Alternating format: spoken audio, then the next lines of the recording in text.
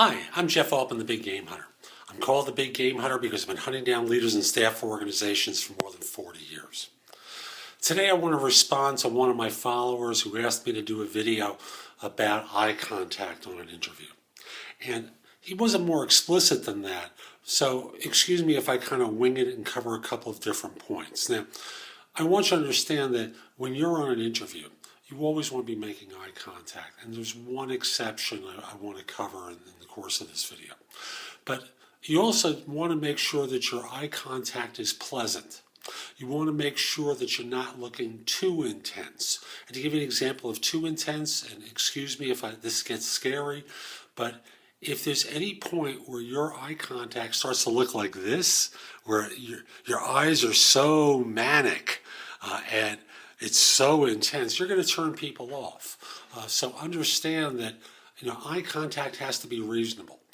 You want to be looking intently at the individual, and if not directly at them, if for some reason you find them unappealing to look at, you can look at here, you can look at here. Most people can't tell the difference.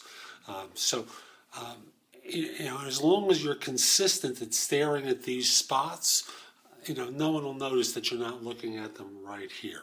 Now, here's one little trick with eye contact. If you're asked a difficult question, one of the things I've learned over the course of time is sometimes when people think, you don't want to be staring at someone.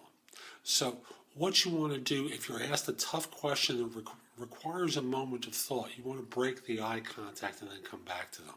So to illustrate, you may want to go something like this. So that's a great question, and then you come right back to the eyes. So you bought yourself 2 seconds or so to think. You're filling in the airtime by saying, that's a great question, or that's an interesting question. So again, you're filling in airtime so there's no silence. That allows you to feel comfortable. That allows them to feel more comfortable. Normally, if there's dead air during that period of time, it's kind of like if I were to suddenly go, you don't want to have that happen. So filling it in with some chatter like that is useful to maintain the continuity. And it buys you a few seconds to be able to then go, that's a great question. And then you come right back to their eyes so that you're looking square at them as you answer.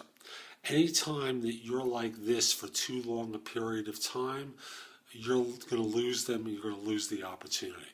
They're just not going to be interested because they're going to think you're weird in some way.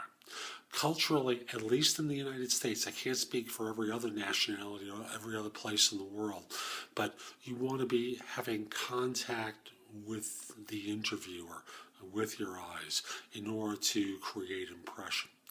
Even if you're meeting someone at the reception and they've announced your name and you're shaking their hand, you want to be looking at them in the eye. And again, not that crazy caricature I did earlier with the crazed eyes, but you want to have a friendly, amenable look on your face. You want to start off in your greeting with them with a smile because it sets them at ease, it allows you to be at ease, and after a few seconds you want to go into the serious mode. Take the smile off your face and you go right to work. Again, eye contact all the time, except if you're asked a tough question. So this is Jeff Altman, the Big Game Hunter. If you're watching on YouTube and you like this video, click the like button that's down below. Let people know that you liked it and what you liked about it. If you think that might be useful, write it as a comment.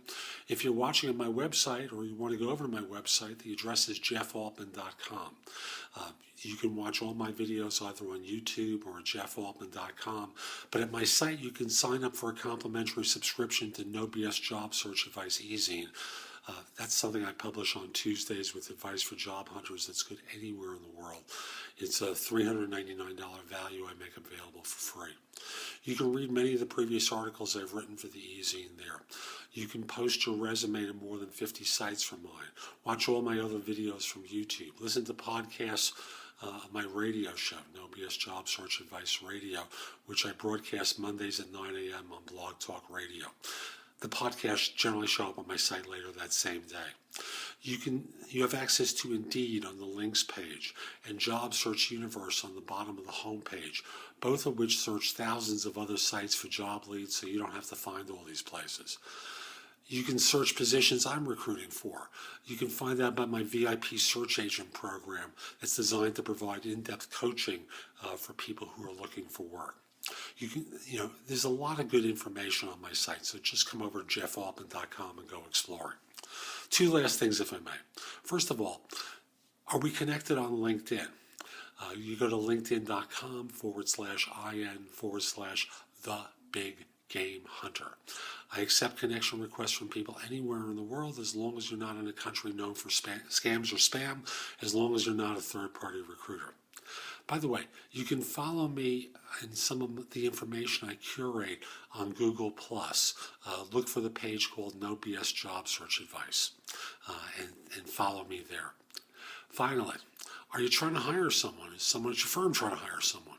Send me an email at the address below. Let me know who to contact and whether or not I can mention your name.